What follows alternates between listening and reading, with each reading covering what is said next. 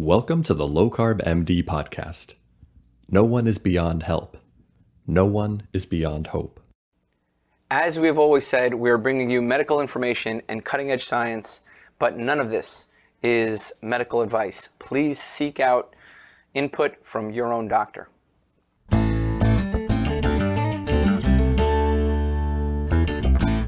Welcome to the LowCarbMD podcast. Brian is going to be so upset that he missed this one. Today, I have Dr. Laura Buchanan. She is board certified in family medicine, and she is on the board for the Society of Metabolic Health Practitioners with me, and I am absolutely delighted to be able to interview you today. Dr. Laura Buchanan, thanks for coming on our podcast. Thank you so much for having me. I'm thrilled to be here. I've a long-time listener since the beginning, so to now be on it's pretty cool. Okay, so let's start from the beginning, okay? Because I find a lot of interest in how people came to metabolic health, how they got into medicine, how did you get here? Because I have like this rule of fives. I think that people who got into medicine, that only 1/5 actually wanted to go in medicine. And, another 1/5 was pushed by their parents. Another 1/5 were smart and they didn't know what else to do. Another 1/5 are out of the prestige which really after the pandemic, I'm not sure we have any left. And then the last 1/5 is, people who thought this was a lucrative profession, which I gotta be honest, I don't think it is. So which 1/5 are you, and when was the first time you remember, I want to be a doc? So sometime in high school, I knew I wanted to do something medical biology related. And into undergrad, I was still debating physical therapy, nursing, medical school. And it was really my brother who kind of pushed a little bit towards medicine. I really became a lot more passionate about metabolic health as I just watched in my own family the differing basically lifestyle, how much of a huge impact it played on how I watched the people I loved age. And some aged really successfully, and then some, unfortunately did not. And so I really just, as time went on, I got more passionate about my goal is to help as many people as possible age successfully. And going into medicine, and specifically family medicine, that I feel like I have the opportunity to do that. So I know a little bit about your story, so I know I'm going to be able to, pry in a little bit, but I think, at some point it was more than just medicine. In fact, I think you mentioned to me, offline that you were an athletic trainer, and so I think it was more than medicine. It sounded like when I talked to you, you had this passion for health in general. Yeah. So tell me about that, because I think that's interesting. Not a lot of people may know what you did. Yeah, absolutely. So it's true. I've been an athlete, played soccer, tennis, track my whole life, played soccer in undergrad. And then I had an amazing opportunity where I got to work as a personal trainer for a tennis player on the junior pro circuit. And we actually traveled all over South America for about 6 months before medical school started. And it was just incredible. So it was not only being her kind of fitness coach, but also what are you eating and how is that helping performance as well? And so it's been both a huge aspect of my personal life, as well as from the get-go, trying to help people, other people get to their optimal health. So here you are, you're this is in college or in between college. You're passionate about people aging gracefully, living longer, living healthier. You're working with athletes, you're an athlete yourself, and then you go into medical school. And were you shocked at some of the stuff that you heard about in medical school? I mean, walk me through, because I remember studying. It was like, hey guys, we're studying. We're in a study group, and it was like, let's order Papa John's, let's order pizza, let's order. So, did you find that you were shocked that? Because it sounds like you have this passion for health and wellness, athletes, personal training, right? Want to go into medicine, and now, your colleagues are probably getting stuff from a vending machine, and, they were like me, they were eating pizza, while they studied until 12 o'clock. Yeah. So I was definitely known for bringing in a ton of meal prep, a lot of salads, a lot of meats. And I was probably actually not until third year of medical school that I really started focusing more on low carb. And that was just through my own research and reading, listening to the podcast, reading, the obesity code, diabetes code, where I realized a lot of what was being taught was partially inaccurate, at least. And the nutrition that we did have in my curriculum was wrong in many aspects. And So yeah, walk me through it. So, this is not, for me, it's like ancient history. For Brian, it's like prehistoric history. And for you, it's a little less of that. So walk me through it. What was your training in medical school? What was your nutrition training? Your training on lifestyle modification? What was your training on the behavioral aspects of food, low carb, all of it? What did they teach you?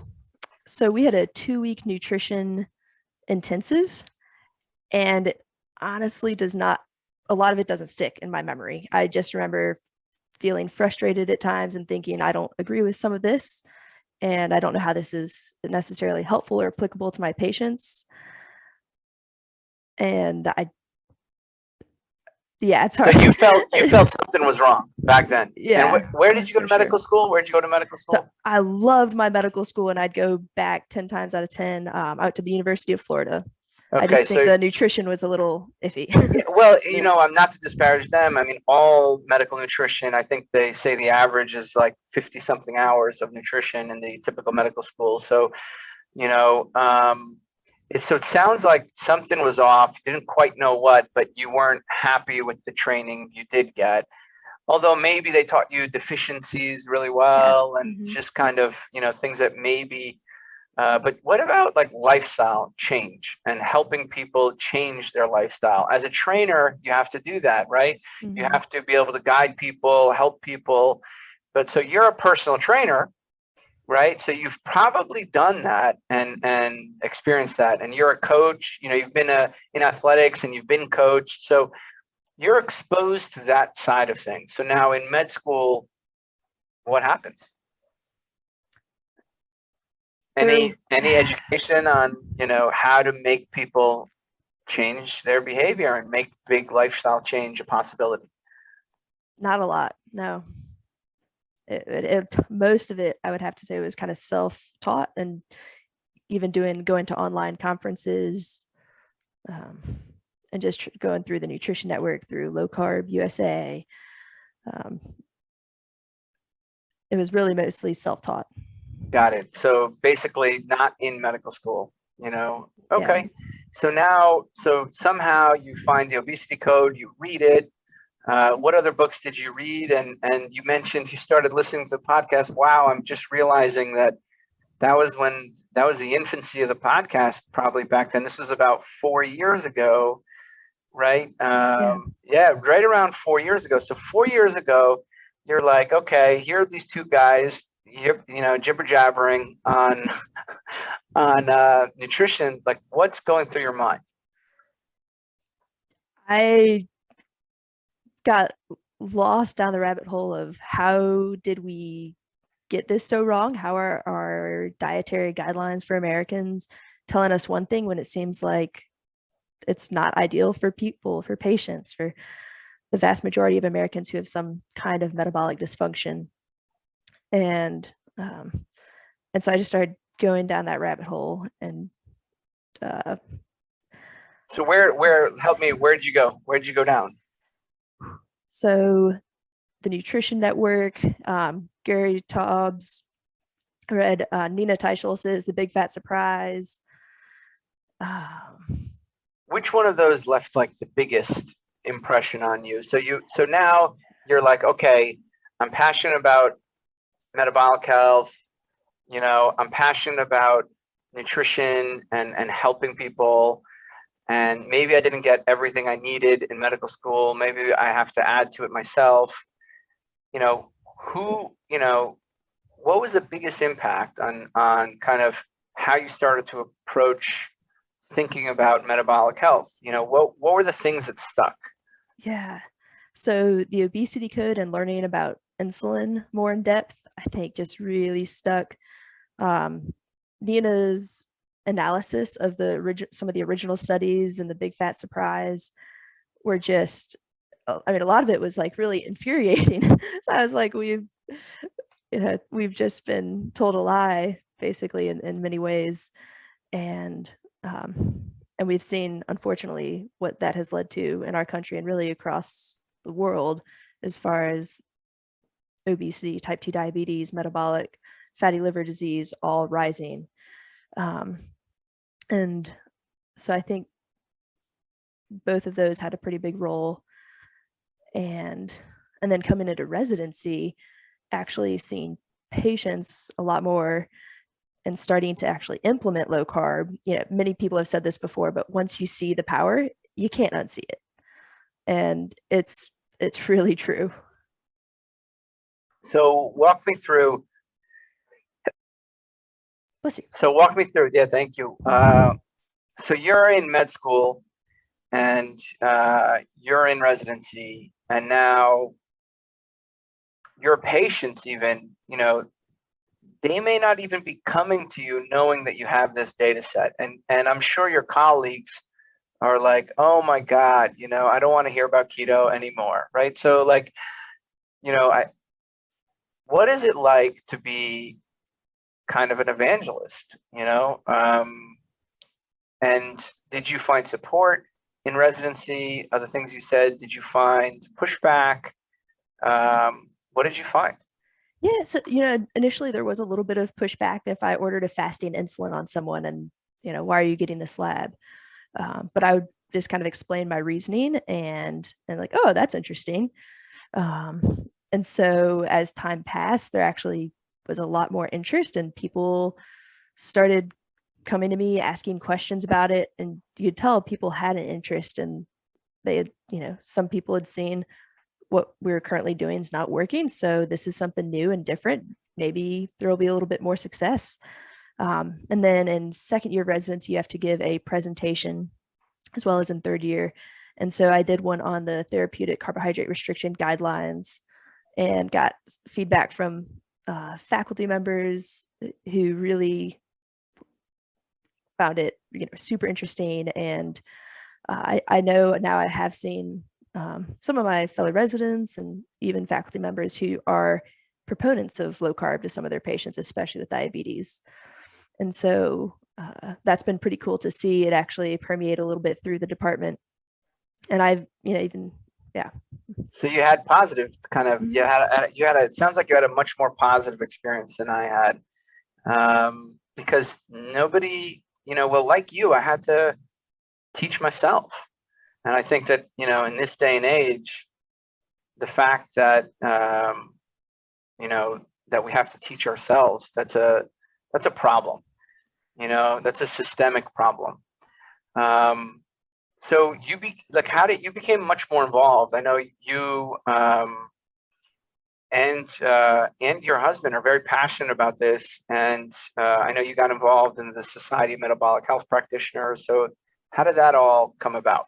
Yeah, so during residency, you have elective time to kind of pursue your personal interests, passions. And so I had the very fortunate opportunity to go work with Dr. Eric Westman at his keto medicine clinic, and then as well as Dr. Mark Cucuzella. And so I spent 1 week with both of them, and the results that their patients were having from low carb keto intervention was just amazing. And then come low carb Boca, it was just this past year. I got again to see Mark, hang out a little bit, and had the opportunity to meet Doug in person, and went out to dinner and just talked about my passion and Matt's passion as well. So my husband's Matt Calkins, and he's also in family medicine.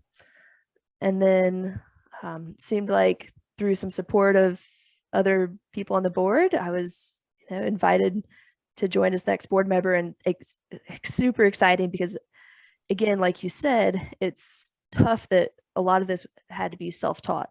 And so I want it to not be that way. I want this to be a part of new curriculums and medical schools and residencies, so that it's just whether or not people start using it, that can be their decision, but it is something that you are taught and it's part of a curriculum. Yeah, absolutely. I absolutely share that passion. And we need to organize, right? We need to be able to organize. So we're so excited to have you on the board there.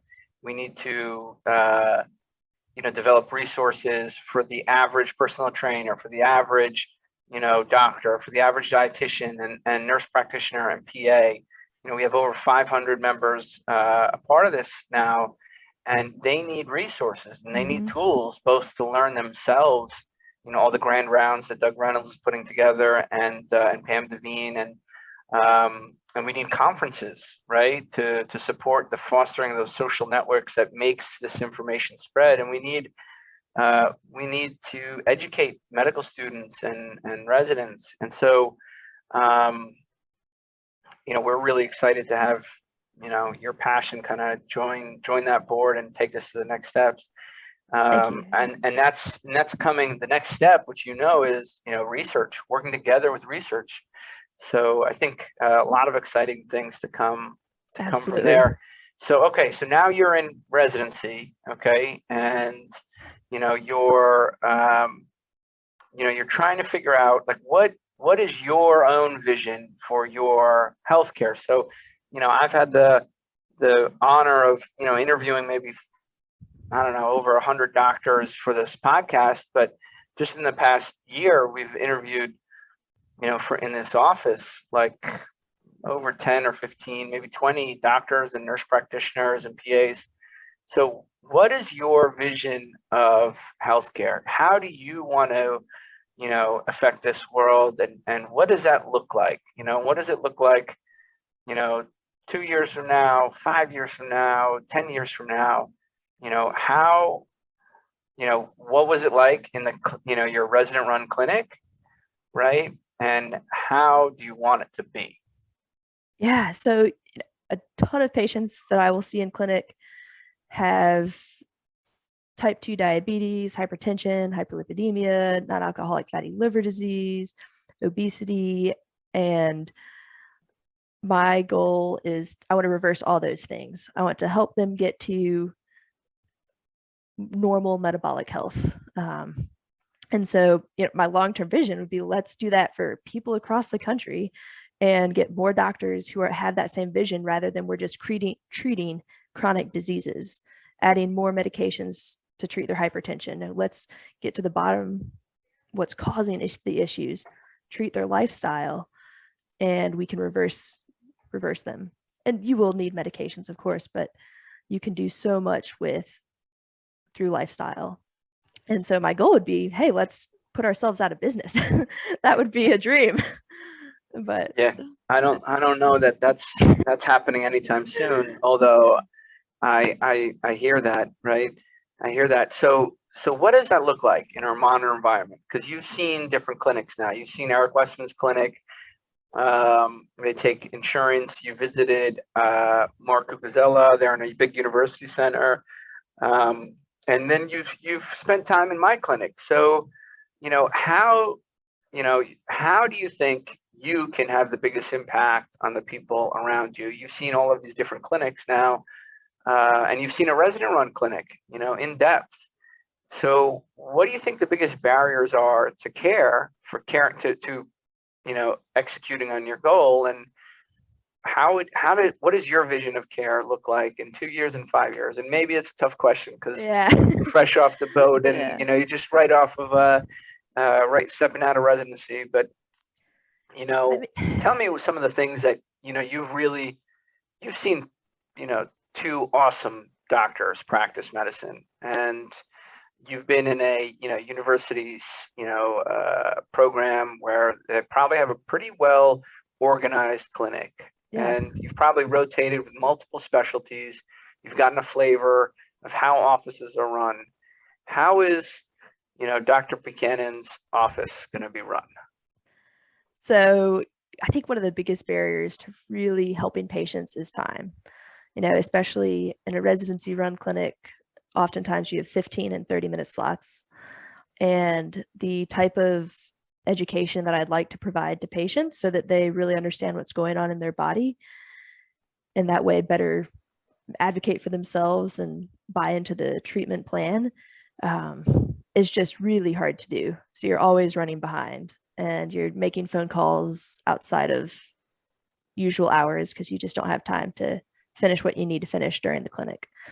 So long-term goal would be, you have either maybe 30-minute, hour appointment slots that you can really dive in and explain what's going on. Because it's hard to get motivated about something if you don't know exactly why you're doing it. And eat less, move more is not explaining something to anyone. That's just something that does not work. And so if that's what you tell someone, maybe they can try that for a little bit. It's not going to work at all long term. And so definitely time is I think a big barrier. And then so it sounds like time is a big deal. So nice relaxed appointments. You're able to, deliver some education, hear what the patient's struggling with, and go into more detail than, you're on your own. Here you go. Yeah. Just count your calories. And what else? Because I know you have, you've had a vision of how your care would look like. So what else? What would you do? Yeah. So I think, just spending more time up front, getting to really know the person, getting to know their family, getting to know what, when stress is high, what triggers do they have that make them behave a certain way, eat this or that, or stop exercising, or and then how can you help when those times are happening and get a plan before that occurs. So, seeing what you have created here, weight loss clinic, it's perfect. Everything is set up so you're trying to have a plan way before those things do happen.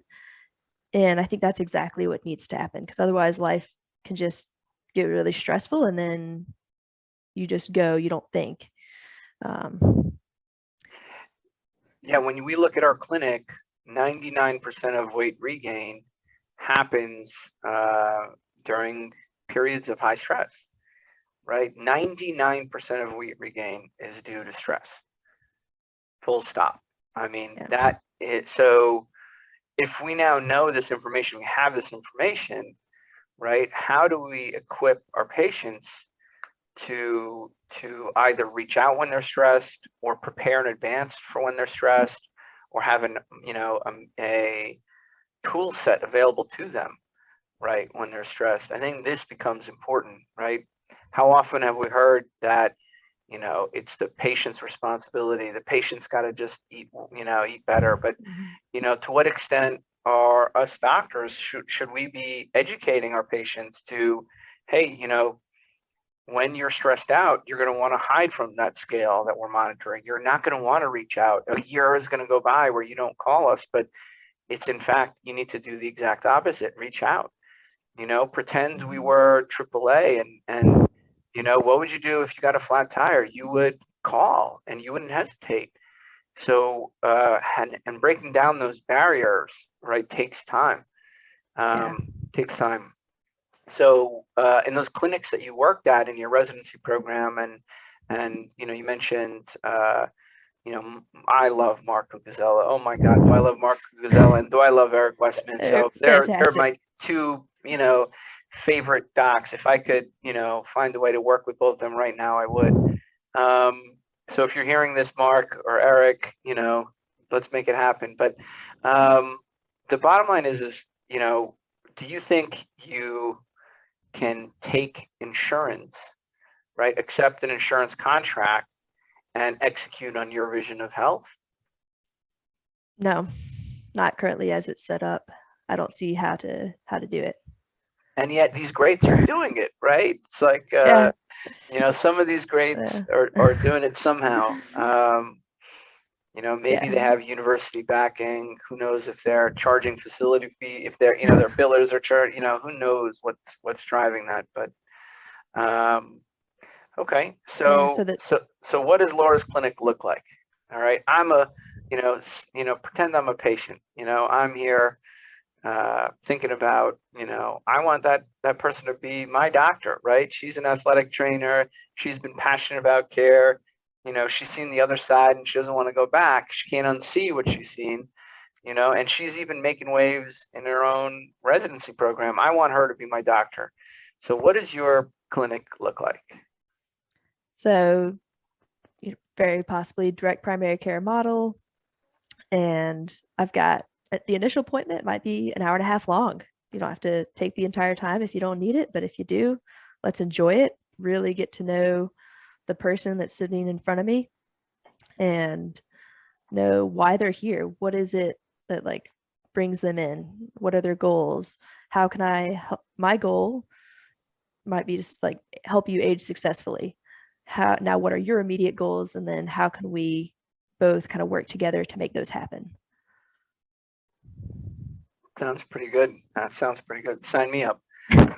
So like a direct primary care, and that's been such a blessing. And Brian talks about that all the time. Yeah. Taking the middleman out of care, it just helps you focus in on how do I improve and how do I do better. And you're not thinking about, okay, what will insurance pay for? You're thinking about what does this person need? And ultimately, I think the other thing that it makes us do is we're beholden to that person in front of us. If we don't execute on their health goals, right?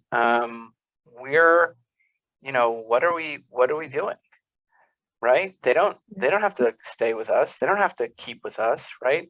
So if we don't make their healthcare fun, engaging, right? If we don't cultivate a clear plan, right? In the DPC world, what happens? People could just walk away. Yeah. Right? It's a lot of money. They can go hire a trainer with that, right? Which, well, you are a trainer, so they're going to get a 2-for-1 when they sign up with you. But the reality is they could spend, they can buy themselves, really fancy equipment, or I don't know, who knows what they would buy, expensive supplements, whatever people spend their money on, but so I think that DPC model is so important because it aligns patient service and patient results with, physicians' compensation, right? And I think that when these three are aligned, it's a real big win, and it's tough. I wish me and Brian didn't exist. The DPC model is basically, we had Steve Horwitz, who we interviewed.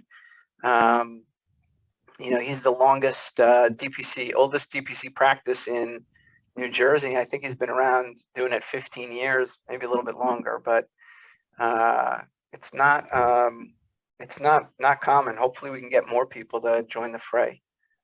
Yeah, absolutely. I think that's how we're going to really start improving health at a national level. I mean, you think we can have that big of an impact? I'm not so so convinced. I've always had a problem with optimism. Yeah. I say let's focus on 1,000 people at a time. 1,000 people at a time. If we can affect 1,000 people, and those 1,000 people affect 1,000 people, man, we're winning. Yeah. In fact, this because you've seen it when when you're rotated in the clinic. We had a pilot program with a company, and we were paid to take care of about 15 employees in a company. And within 6 months, those 15 employees had dropped about 350 pounds. They had lowered their A1C about 2 points. They're off of tons of medications. We saved the company more than what we cost them. So it's incredible. So what was most interesting to me was not the effect we had on them. We expected that, right? It wasn't the fact that we saved the company more than we cost. We expected that too, right? But what really surprised me was their family members, on average, lost about 170, on the whole group, 175 pounds. So not only did we affect the people that we were tasked to help, we also affected, their family members. So there's a contagion to this. There's a contagion to it, and I'm sure you've seen it, right? How many times in clinic, did you see that? I had a patient who's, in her 50s, maybe close to 60, and she went low carb, was feeling awesome. And I saw her for follow-up a month later, and she's like, "Hey, I got to tell you something.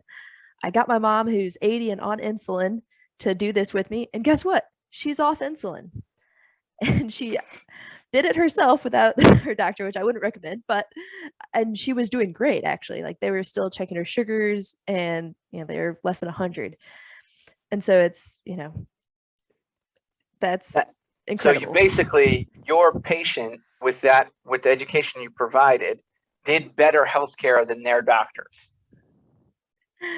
right? Yeah, I mean, that's kind of crazy, right? It's wild. What do you think that means about our profession? I think the education is just missing. There's some. What do you mean? I'm highly educated, so I disagree. The education is not point. missing. I learned a lot. You learned a lot. I mean, in the last 7 years of your life, how much education have you gotten, and how much have you learned? Ooh, too much. Not enough. Okay, so I don't buy the education, so I'm going to have to put that back on you. What do you think it is? So, I think people have been told low carb, high fat is bad. It's dangerous. There's concerns regarding the cholesterol. There's concerns regarding higher protein with the kidneys. Those are all pushback I've gotten multiple times. And unless I think the person is being very proactive to actually go look at the research, look at the data, and teach themselves as new data comes out, then they're missing what's there. And so it's very possible maybe, the other doctor just hadn't looked into the research that's been coming out over the past decade. So the problem is, when it comes to nutrition, that our colleagues have been led astray by mainstream dogma that's inaccurate. Yeah. And they don't have the curiosity or the depth to, one, critically evaluate their recommendations, and the curiosity and the depth to actually go back to literature and look. Is that an accurate? I think that's, it's likely. I think you get taught, I can imagine you're taught something in med school and you just believe it is the truth. And if you don't open up your mind, be curious, keep on learning, then, there's people always quote 50% of what you're taught in med school is going to be proven wrong in 5 to 10 years. The trouble is, you don't know what 50%. So, but here's the thing, right? We know that colloquially, and we've heard that before. So, can you help me understand? Because, when it comes to, let's say, right heart catheterizations, which was a procedure that was needlessly done for sepsis, right? We've all moved on, and we haven't stuck to that, right? Mm-hmm. And when it comes to, inappropriate left heart catheterizations and inappropriate stenting, we've reconsidered, right? And when it comes to thalidomide and Vioxx and, Avandia and Actos, when it comes to these things, we have stopped, right? Mm-hmm. In fact, even with, let's say, hormonal replacement therapy, and we've gone back and forth with this, but, sometimes doctors do change and do reevaluate. So what do you think's the problem? I think one piece of it is still at the governmental level. The same old dogma is still being pushed, and that could be from lobbyists. I think there's a lot of money that is from the cereal companies, big carbohydrate that is playing a role here. And I think that's a big piece of it. Okay, so it's the kind of the effects of the constant push from industry, you know, and how they influence dietetics and medical organizations? Do you think that's Yeah. part of it? Yeah.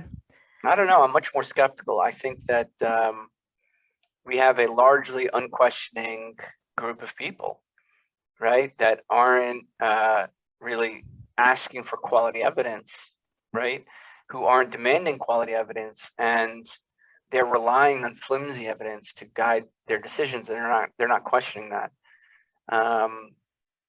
You know, the way I know this is, you know, I'm going to choose this. So you're 3 years out of med school, right?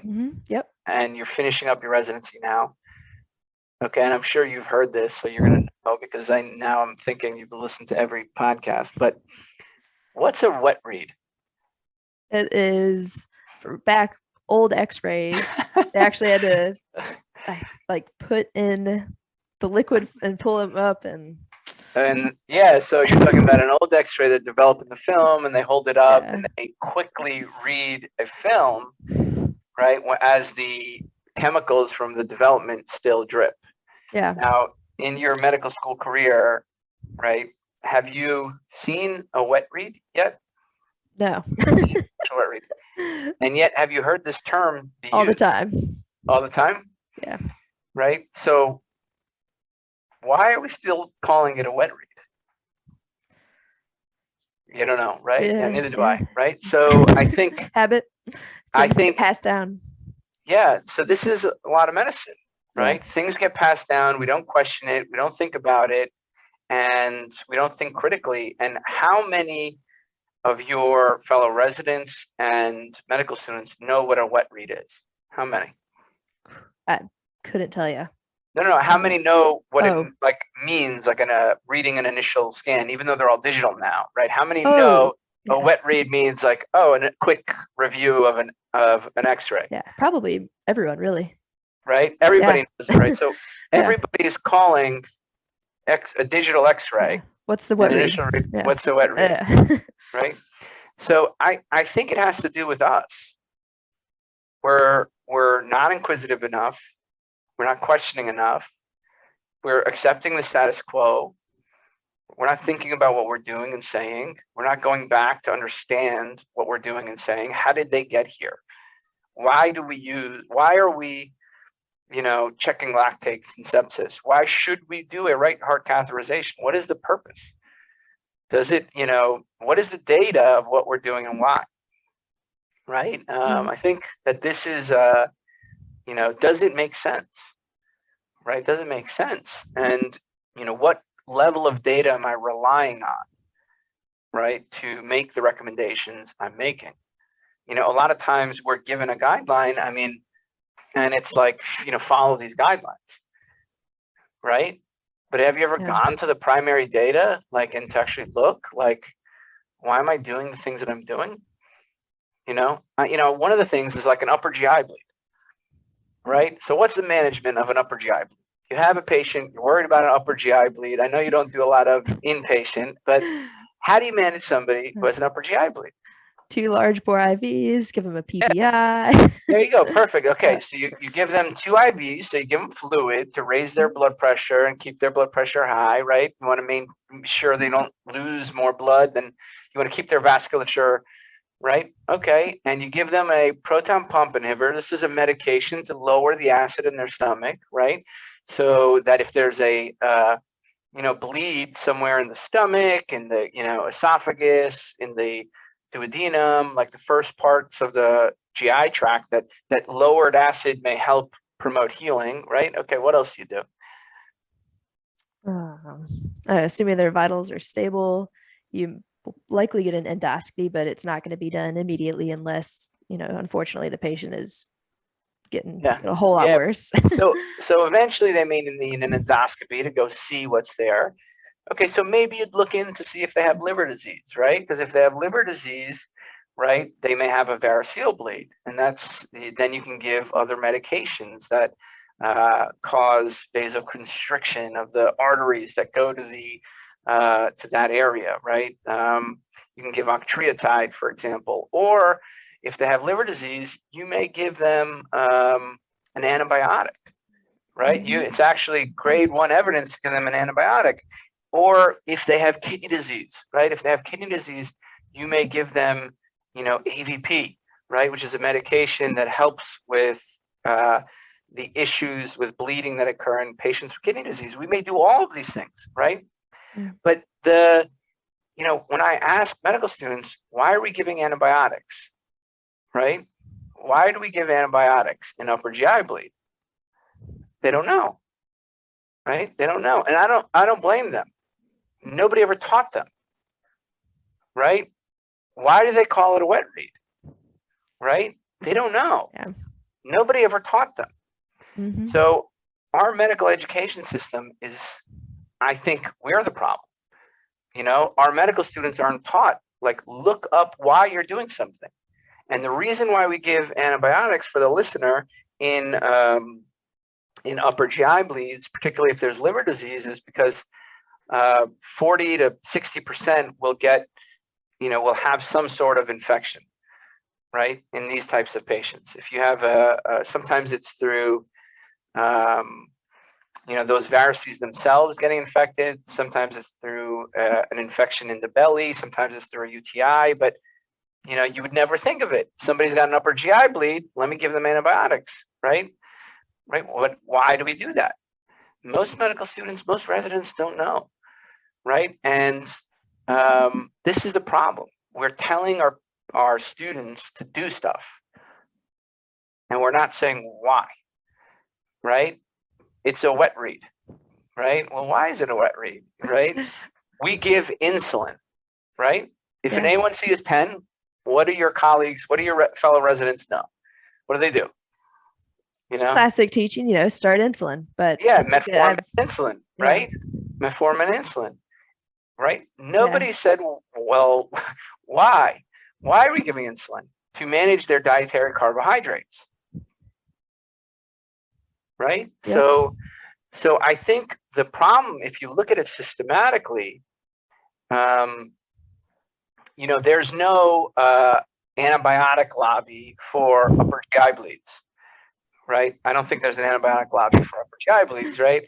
You're laughing because you're right. And there's no radiology, like Kodak is not lobbying medical students to call it a wet read, right? And if you look at, insulin, I'm not sure that there's a lot of interest for sure, right? There's a lot of interest for sure that kind of help propagate that way of practicing. But whose responsibility is it really, right? Our responsibility and the educators, right? I think that's the lacking part. What do you think? I'm crazy? You're like, Tro, how did you just, upper GI bleeds, radiology, and metabolic health?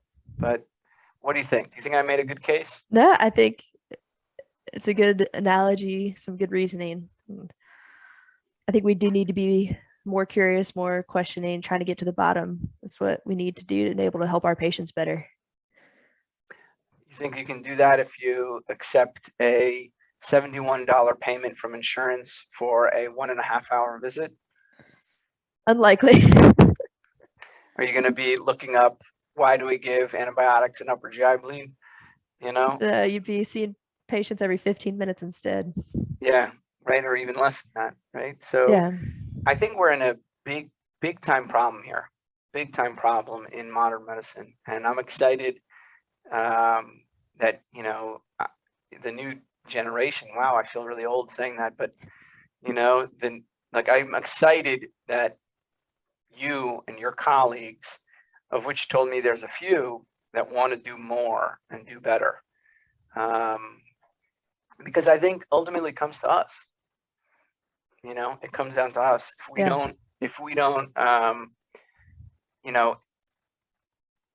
we want to, we can blame industry, and I think they are to blame. I really do think they are. But ultimately, if we're not great at what we do, I think our patients can't be great at what we need them to do. I'm excited to work with you on the board of SMHP. I'm excited. We have a resources committee meeting coming up, which I'm excited about. I'm excited to spread DPC. Hopefully we can do that together. Yeah, I hope so. And how do people find you? They're hearing this. They're like, I want to find Dr. Buchanan. You know, she's drinking the Dr. Tro and Dr. Brian Kool-Aid. So how would they find you if they wanted to get a hold of you? I want to know more about, you know, I want a doctor who's a personal trainer on the board for a metabolic health group and, you know, interested in really helping people. How do they find you? So I'm not very active right now on social media. But you will be. But I will be. So what's your handle? Oh gosh. Oh, I'm gonna get it for you. How about that? Okay. That would be great. Matt could tell you. So Laura Buchanan, MD, at Laura Buchanan, MD, LAURA Buchanan, BUCHANAN, MD. That's on Twitter. Dr. Laura Buchanan. You can find that. Where else can they find you besides Twitter? So also on Instagram, although again, have not made a post in quite some time with Residency and all that good stuff. We'll put it in the show notes, guys. So just check the show notes.